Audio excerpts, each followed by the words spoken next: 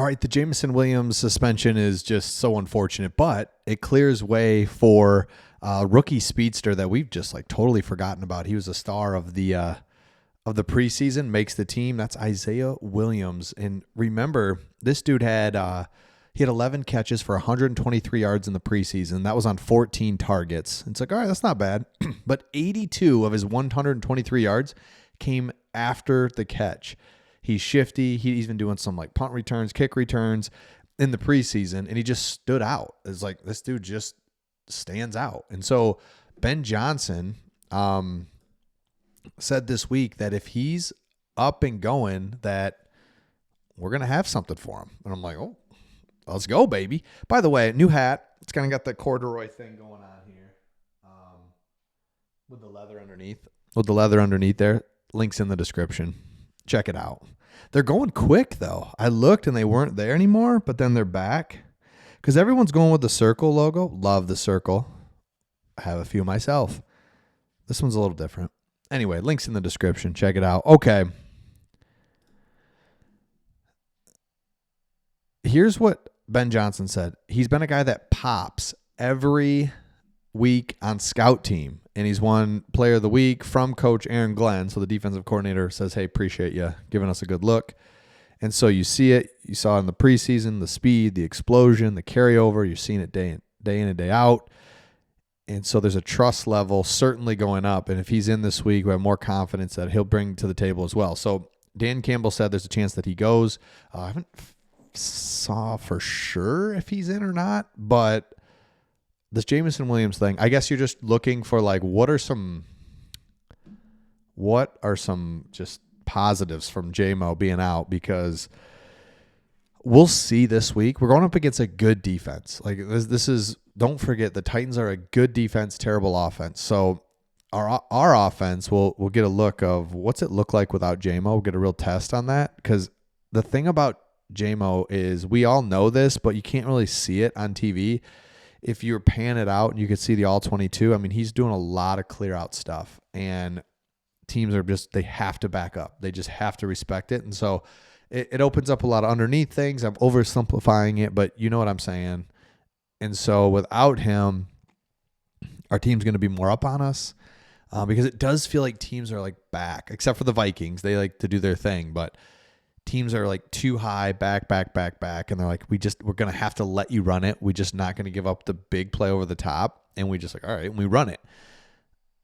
I got to believe teams are going to be like, all right, we just got to challenge these guys. Let Tim Patrick try to run past us. He can't. Khalif Raymond, maybe. We'll take our chances. Amon-Ra's not really going to run past us. Again, we'll take our chances. That I just got to believe that's going to be the game plan. So we'll see how that all pans out. Now, another thing this week that's kind of interesting is the Lions lose another defensive lineman in Josh Paschal. He's sick, apparently, which I kind of am too, so I hear you.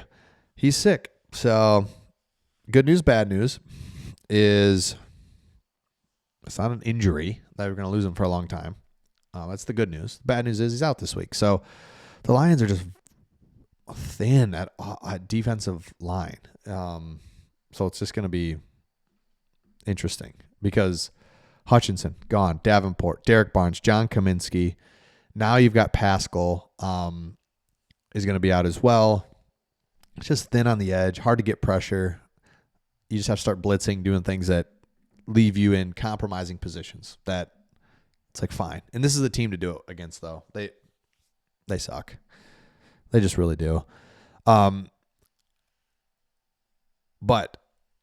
we've got Isaac Ukwu, we've got Levi Onwuzurike, we've got James Houston, we've got Isaiah Thomas, who was recently signed up the Bengals practice squad. Like there's some players. We don't have just nobody, but geez, give me something. Okay, let's take a look at this here. I love what we're doing. It's a long season. We don't have a bye anymore, so we're just doing a lot of resting. Love it. So here's people that don't have any injury designation at all. Decker, Glasgow, Ragnow, Zeitler, Onwuzurike. Those guys were all on the injury report. No longer. They were just there for a rest. Perfect. Zeitler, only a 1 week thing. This is what we've really come to figure out. There's going to be injuries. Can you come back after 1 or 2 weeks? That's huge. And so to see Zeitler being an older guy, I was a little concerned about that. Didn't know exactly what that looked like for him, just because, like I said, he was older. So I don't know if he's going to be out 2-3 weeks, but no, he's good. Another thing that I think deserves a lot of credit is Brian Branch came out and said that the biggest impact on his career so far has been AG.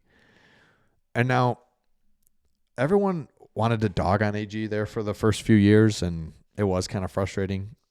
But at the same time, we just didn't have the players. Now we do. It's like, dude, we are just an aggressive, tough defense.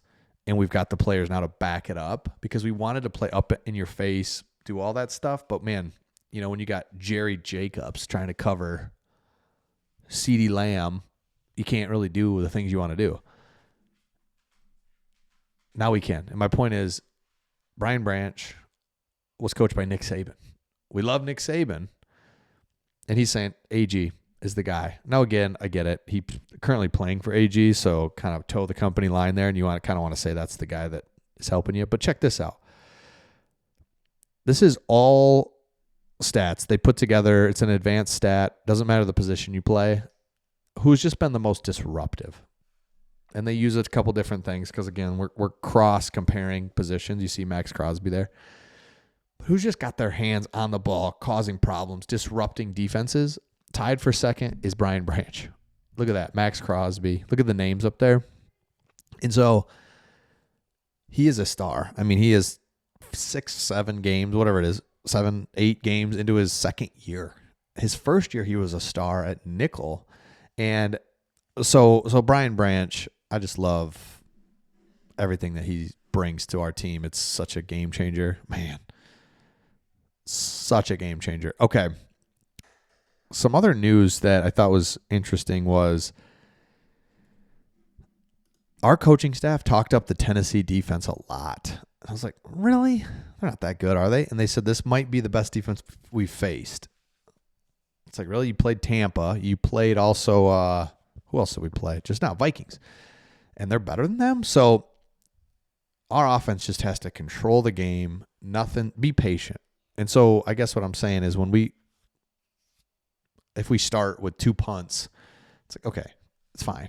No turnovers. The only thing that beats us is turning it over, pick six, scoop and score. Geez, almost cost us last week. That's the only thing that beats us. If we're patient, let our defense do their thing against Mason Rudolph. Are you kidding me? We'll be just fine. So let me know your thoughts in the comments. If you're new to the channel, make sure you subscribe. If you're not new, if you've just been watching us for any length of time and you haven't subscribed, love if you would hit the subscribe button. Just puts us out in front of you more often. And we'll see all of you on the next one. Thanks. Bye.